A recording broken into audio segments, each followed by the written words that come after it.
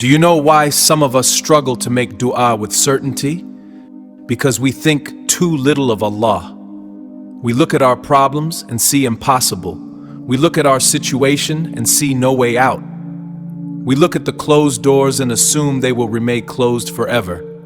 But let me tell you a true story that will change how you think about dua. A famous neurologist once shared something that happened to him. He was one of the most sought-after specialists in the country.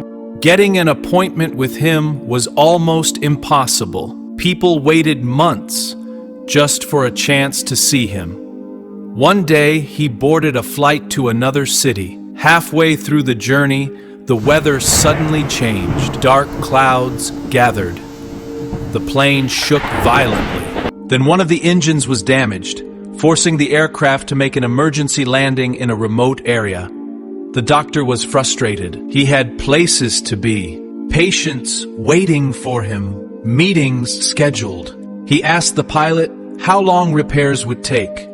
The answer? Hours. So he decided to continue by road instead. A vehicle was arranged. He thought the worst was over. It wasn't. Soon heavy rain began to fall. The roads became muddy. Visibility dropped. Eventually, the journey became impossible. The driver could go no further. In the middle of nowhere, they noticed a small house. The doctor walked to the door and knocked. An elderly woman answered. She welcomed the stranded traveler inside without hesitation. She gave them a place to pray and something to eat. While sitting there, the doctor noticed something. A young boy lay nearby. The old woman kept checking on him. She would look at him, then raise her hands in dua, look at him again, then make more dua, again and again. Curious, the doctor asked, "What is wrong with the child?" The woman's eyes filled with sadness. She explained that the boy was her orphaned grandson. He was seriously ill. They had gone from doctor to doctor, hospital to hospital. Everyone told them the same thing. There was only one specialist who could help him. "Did you see the specialist?" the doctor asked. The old woman smiled sadly. "We tried, but the appointment is months away. We don't have the money. We don't have the connections.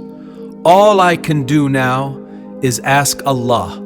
Then she said something powerful. "Every day I raise my hands and ask Allah to make a way. Every day I ask Him to bring that doctor to my grandson, because if Allah wants something, He can make it happen." The doctor leaned forward. "What's the name of this specialist?" The woman replied with a name. The moment he heard it, he burst into tears. The woman was confused. "Why are you crying?" The doctor could barely speak.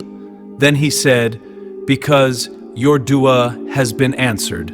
The storm that stopped my plane, the damaged engine, the emergency landing, the rain, the mud, the roadblock, every delay, every obstacle, every event that brought me here, Allah sent all of it for one reason."